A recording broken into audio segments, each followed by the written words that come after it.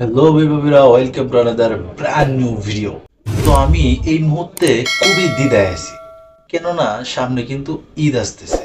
আর ঈদ আসলে আমাদের বাংলাদেশে ফিল্ম ইন্ডাস্ট্রিতে কিন্তু একটা হই হই রই রই ব্যাপার কিন্তু ঘটে যায়।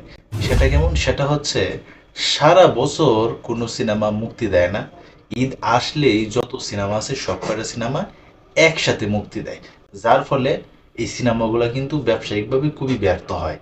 দুই একটা হাতে গোনা ওই রকম বাজেটের যদি কোনো সিনেমা থাকে, তাহলেই কিন্তু সেটা সফল হইতে পারে। তো এবারে ঈদেও কিন্তু 8টি সিনেমা হইতেছে, একটা না দুইটা না, পুরা 8টা সিনেমা হইতেছে। যেমন সিয়াম আহমেদের জঙ্গলি আসতেছে, আরফান নিশোর দাগি আইতেছে, শাকিব খানের বরবাদ আইতেছে, আর অনেকগুলা সিনেমা ভাই, এতগুলা আঙ্গুলে গুনে হিসাব করা বলা সম্ভব না। তবে এই যে একটা রমরমা যে অবস্থা হয়, এটা যদি সারা বছরই যদি এরকম থাকতো, তাহলে আমার মনে হয় বাংলা ফিল্ম ইন্ডাস্ট্রি অনেকটা আগায় যেত। কিন্তু কার পাচার মাঝে কে কামড় দিব সেই অপেক্ষায় জানি ওরা সবাই করতে থাকে। যেখানে বাংলাদেশের হল সংখ্যা মাত্র 57 বা 58টি, সেইখানে এই আটটি সিনেমা মুক্তি দেওয়ার আমার মতে কোনো প্রশ্নই আসে না। কিন্তু আমরা তো তা না, আমরা দেখবো যে কার সিনেমাটারে কে বেশি ডাউন করতে পারে। ওইরকমই কিন্তু পাল্লা দিয়ে আমাদের বাংলাদেশ ফিল্ম ইন্ডাস্ট্রিতে এই কার্যক্রমগুলো চলতেছে। তবে আমার মতে সাধারণ দর্শক যারা আছে তারাও কিন্তু আমার মতো দ্বিধায় আছে যে কোন সিনেমাটা দেখবে আর কোন সিনেমাটা দেখবে না।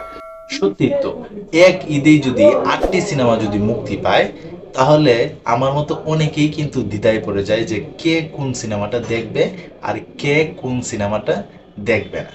তো শাকিব খানের সিনেমা যেহেতু বরবাদ আসতেছে, বরবাদ এখন পর্যন্ত যতটুকু শুনছি যে বাংলাদেশি ফিল্ম ইন্ডাস্ট্রির ইতিহাসে সর্বোচ্চ বাজেটের সিনেমা হচ্ছে এই বরবাদ। তাছাড়া আরফান নিশুর যে দাগি সিনেমা আইতেছে সেটাও নাকি খুব বিগ বাজেটের একটা সিনেমা।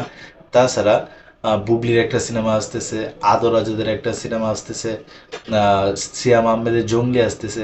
তো সব মিলে যে এবারের ঈদে যে একটা ভালো রকমের একটা গ্যাঞ্জাম যে সৃষ্টি হইব, এটা কিন্তু ধারণা ইতিমধ্যে করা যেতেছে। তো তোমরা যারা যারা সিনেমা দেখো বা সিনেমা দেখতে পছন্দ করো, তোমাদের কার কি মতামত অবশ্যই তোমরা কমেন্ট বক্সে জানাইতে পারো। তো এই ছিল এখনকার মতো ভিডিও। তো সবাই ভালো থাকবা, সুস্থ থাকবা, কাছের মানুষটা ভালো রাখবা। ধন্যবাদ সবাইকে। আল্লাহ হাফিজ।